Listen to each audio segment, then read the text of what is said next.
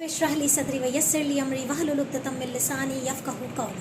अस्सलाम वालेकुम, डॉक्टर सनिया Bashir here, consultant diabetologist and CEO of diabetes टेलीकेयर। World heart day 2022 diabetes टेलीकेयर इस मत में पूरा हफ्ता बात कर रहा है कि ज़ियाबतीज़ के मरीज़ अपने दिल की हिफाजत या अपने दिल को बीमारियों से कैसे बचा सकते हैं। जैसे कि आप सब जानते हैं कि शुगर के मरीज़ में सबसे ज़्यादा जो मोर्टालिटी का जो रीज़न है, यानी कि जो डेथ होने का और क्रिटिकल होने का रीज़न है, वो दिल की बीमारियां होती हैं।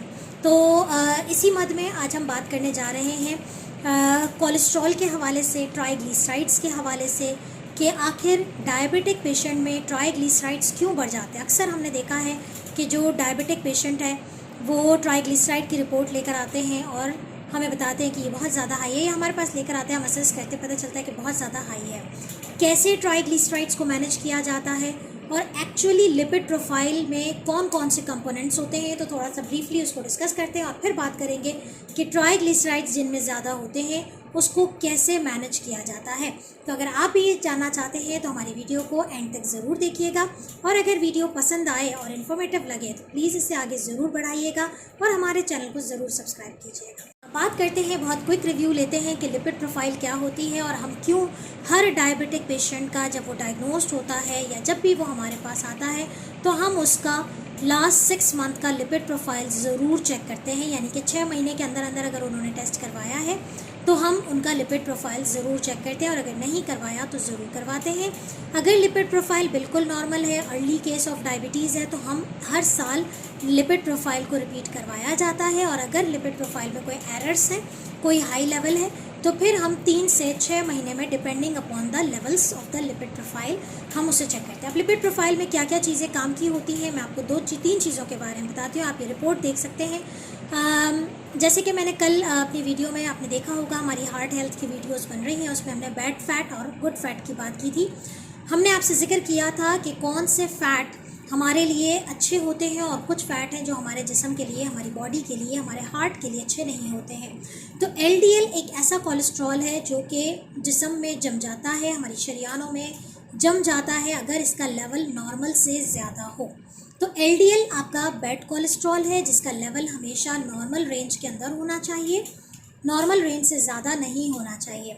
और HDL is a good cholesterol जिसका लेवल हमेशा नॉर्मल रेंज में हो या नॉर्मल रेंज से थोड़ा सा ज़्यादा हो जाए, बट वो कम नहीं होना चाहिए। इसके बाद जो तीसरा कंपोनेंट है वो ट्राइग्लिसराइड्स का आता है। ट्राइग्लिसराइड्स का लेवल जो है वो भी हमेशा नॉर्मल रेंज में रहना चाहिए, वो ज़्यादा नहीं होना चाहिए। क्यों नहीं होना चाहिए? क्योंकि ट्राइग्लिसराइड्स भी हमारे जिस्म में मैं आपको एक बात बताती चलूँ कि हमारे ब्लड में चिकनाई 2 तरीक़ों से रन करती है ब्लड के अंदर। एक कोलेस्ट्रॉल होता है, फ्री कोलेस्ट्रॉल, और एक होता है ट्राइग्लिसराइड्स। तो ट्राइग्लिसराइड्स का लेवल जब ज़्यादा होता है तो वो शरीयानों में जमना शुरू होता है, और जमना शुरू होता है तो हाई लेवल ऑफ ट्राइग्लिसराइड्स आपकी हार्ट डिजीज़ क्रिएट करते हैं। आपको अगेन हार्ट डिजीज़ की वैरायटी, स्ट्रोक का रिस्क बहुत बढ़ जाता है, और पेरिफेरल आर्टीरियल डिजीज़ जैसे कि होती है, टांगों में दर्द होता है। तो ट्राइग्लिसराइड्स का लेवल जो है it should be under normal ranges. सवाल ये है कि लिपिड प्रोफाइल जो है वो कब, क्या, किस किस्म का टेस्ट होता है। ये खून का टेस्ट होता है। 8 से 10 घंटे की फास्टिंग में लिपिड प्रोफाइल करवाया जाता है। ठीक है, आज हम बात कर रहे हैं पर्टिकुलरली ट्राइग्लिसराइड्स के हवाले से। बहुत सारे पेशेंट्स देखते भी हैं हम, और हमारे बहुत सारे पेशेंट्स ने ये सवाल किया था कि ट्राइग्लिसराइड्स के बारे में डिटेल में बताएं। तो ट्राइग्लिसराइड का नॉर्मल लेवल जो है वो कितना होना चाहिए? It should be less than 150। ठीक है, it should be less than 150 होना चाहिए। 150 से अगर 199 आता है तो इसका मतलब है कि बॉर्डर लाइन हाई है। You have to be very alert. कैसे उसको कम करना है वो इंशाल्लाह हम बात करते हैं। अगर 200 से 499 के करीब आता है तो ये हाई ट्राइग्लिसराइड लेवल है, और मोर देन 500 है तो ये वेरी हाई, वेरी अलार्मिंग है, and the patient can be eight high risk of heart disease. उनको हार्ट फेलियर हो सकता है, स्ट्रोक की तरफ जा सकते हैं। तो किस तरीके से, अच्छा, अब सवाल ये है कि डायबिटिक पेशेंट में ट्राइग्लिसराइड्स क्यों बढ़े हुए होते हैं? व्हाट आर द रीजंस, क्यों एक डायबिटिक पेशेंट के अंदर ट्राइग्लिसराइड्स का लेवल बढ़ा हुआ होता है? उसके कुछ रीजंस हैं। Number 1, poorly control type 2 diabetes. अगर किसी की डायबिटीज़ कंट्रोल में नहीं है तो उनके अंदर ट्राइग्लिसराइड्स के लेवल बढ़ जाते हैं। होता क्या है कि जब ग्लूकोज बहुत ज़्यादा होता है ब्लड में, तो अल्लाह ताला ने हमारा एक मैकेनिज्म रखा हुआ है कि जब ग्लूकोज का लेवल ज़्यादा होता है तो वो हमारे बेड टाइम्स के लिए, हमारी स्टार्विंग कंडीशन के लिए, हमारी फास्टिंग कंडीशन के लिए स्टोर हो जाता है in the form of glycogen. लेकिन अगर ग्लाइकोजन का भी स्टोरेज कंप्लीट हो जाता है, यानी कि एक लेवल होता है कि ग्लाइकोजन का एक लेवल है कि उसने उतना ही स्टोर करना है, अगर उससे भी ज़्यादा ग्लूकोज लेवल आ जाता है तो फिर वो कन्वर्ट हो जाता है ट्राइग्लिसराइड्स में।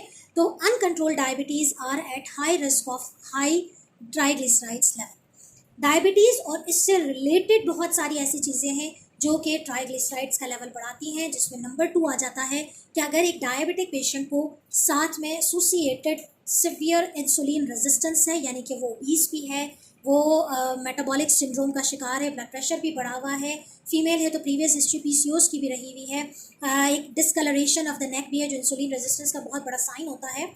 तो अगर इंसुलिन रेजिस्टेंस भी बहुत पीक पे है तो there is a high chance कि उनके अंदर ट्राइग्लिसराइड लेवल बढ़ जाए। इसके अलावा कि अगर एक पेशेंट ऐसा है जिसकी डाइट कंट्रोल में नहीं, बहुत ज़्यादा जो है वो ओवर ईटिंग होती है, कैलोरिक इंटेक बहुत ज़्यादा है, अगेन वही है, घूम फिर के तमाम बातें वही कहती हैं कि अगर वो ओवरवेट है, ज़ाहिर है हाई कैलोरिक इंटेक होगा, ओवरवेट होगा, अनकंट्रोल शुगर होगी, ट्राइग्लिसराइड्स लेवल बढ़ जाएगा।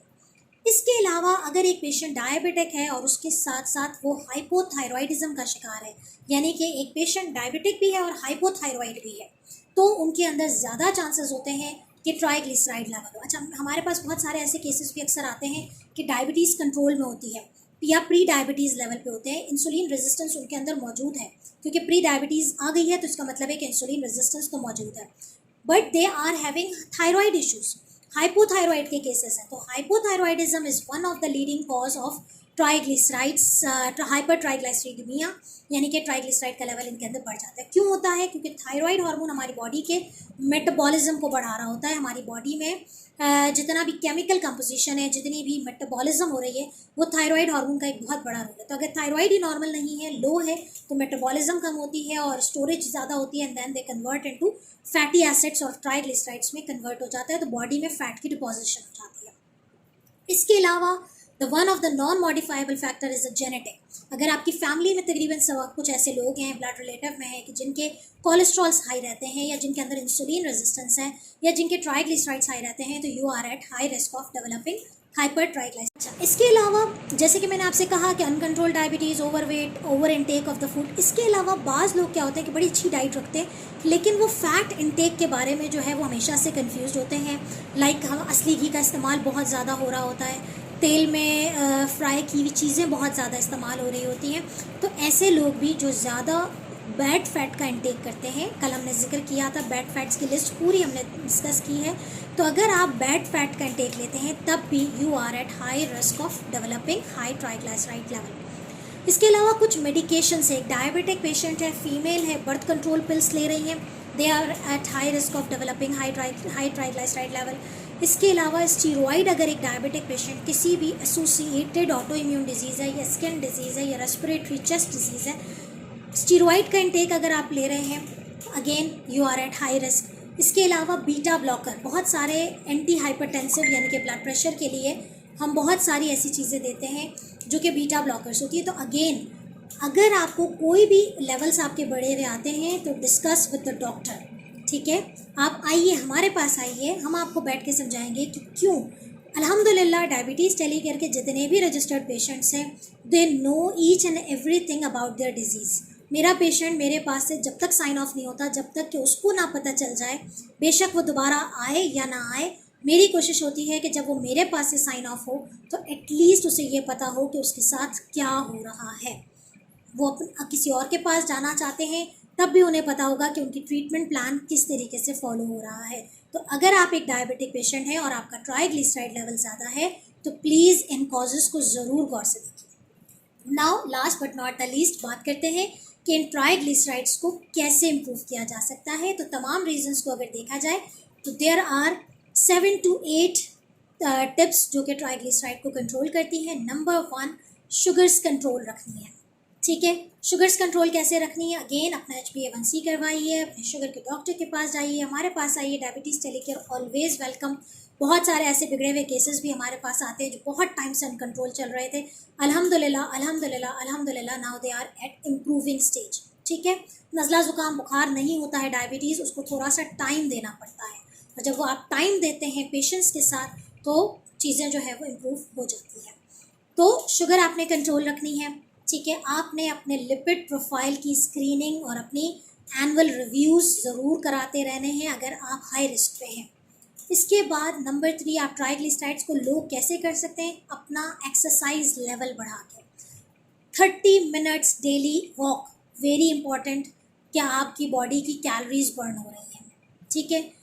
इनटेक ऑफ द फूड में बहुत ध्यान रखना है, गुड फैट्स का इस्तेमाल करें, फैटी डाइट ना लें, बैड फैट से अवॉइड करें।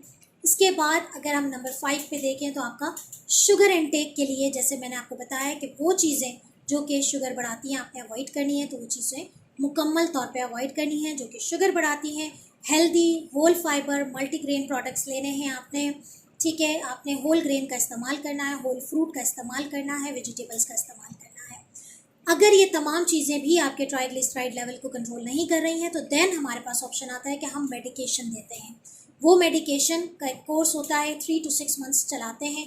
3 मंथ्स के बाद हम दोबारा, अगर बहुत ज़्यादा हाई लेवल पे है तो 2 to 4 वीक्स में ट्राइग्लिसराइड्स रिपीट किए जाते हैं, और अगर बॉर्डर लाइन पे है तो तकरीबन 3 मंथ्स के बाद रिपीट किए जाते हैं। तो आपकी चीज़ें असेस की जाती हैं। अपना ख्याल रखें, अपनी डायबिटीज़ के साथ अपनी क्वालिटी ऑफ लाइफ को इम्प्रूव कीजिए। मुझे दुआ में याद रखिएगा। अल्लाह हाफिज़।